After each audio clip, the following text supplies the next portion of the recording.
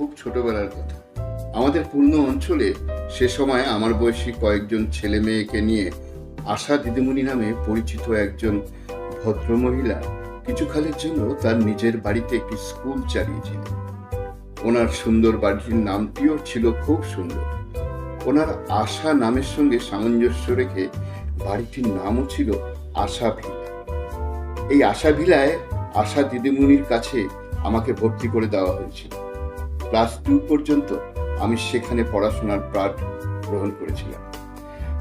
ভদ্রমহিলা মাতৃ স্নেহে আমাদের কয়েকজনকে পুঁথিগত শিক্ষা ও মানসিক শিক্ষা দিতেন। তার মেয়েও একই সঙ্গে আমাদের সাথে পড়ত। দাদা তখন ক্লাস 5-এ নাকতলা হাই স্কুলে ভর্তি হয়েছিল।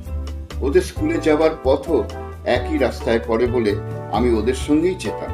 ফেরার সময় কখনো বাড়ির কেউ গিয়ে আমাকে নিয়ে আসতো, বা পরবর্তীতে আমি একাই অনেক সময় বাড়ি চলে আসতাম।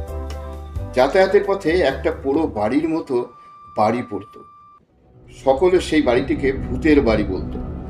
বাড়িটিতে কেউ নাকি থাকে না। যাতায়াতের পথে এই বাড়িটির কাছ দিয়ে যাবার সময় আমার দৃষ্টি কৌতূহলবশত ওই পুরো বাড়িটির জানলার দিকে প্রায়শই চলে যেত। খোলা জানলার ভিতরটা ঘুটঘুটে অন্ধকার দিয়ে ঢাকা। জানালার দিকে দৃষ্টি গেলে কেমন যেন গা ছমছম করা ভয় লাগতো। এবার বলবো এই পুরো বাড়িতে আমার ভূত দেখার কাহিনী। আশাভিলা থেকে আমাদের বাড়ির দূরত্ব খুব বেশি না বলে মাঝে মধ্যেই আমি একাই বাড়ি ফিরে আসতাম। আর এই একা বাড়ি ফেরার পথে ভূতের বাড়ির জানালায় চোখ গেলে অবাক হয়ে দেখতাম ঘরের ভিতর আলো জ্বলছে।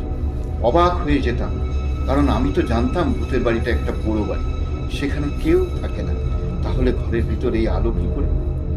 বাড়িতে ফিরে বাড়ির লোকজনকে এবং আশাভিলা যাওয়ার পথে দাদার বন্ধুদেরকেও সে কথা বলাতে সকলের কাছ থেকে উত্তর একই আসে, তুই ভুল দেখেছিস, ওটা তোর মনের ভুল।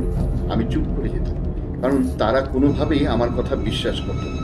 এই অবিশ্বাসের আরেকটা কারণ হলো, আমি যখন বাড়ির কারোর সঙ্গে ঘরে ফিরতাম বা সকালে দাদার বন্ধুদের সাথে আশাভিলায় যেতাম, তখন ভূতের বাড়ির দৃশ্যমান খোলা জানলাগুলোর ভেতরে যথারীতি অন্ধকারাচ্ছন্নই থাকত। সেই আলোর কোনো রকম চিহ্ন আমার বা আর কারোর দৃষ্টিতে ধরা পড়ত না। একদিনের কথা, আশাভিলায় আশা দিদিমণির কাছে পড়াশোনার পাঠ শেষে একা বাড়ি মুখ রওনা হয়েছি। আকাশ ঘন কালো মেঘে ঢেকে রয়েছে, চারিদিক অন্ধকার হয়ে আসছে। কেমন যেন একটা থমথমে ভাব। বৃষ্টি নামার ঠিক আগের মুহূর্তে ফাঁকা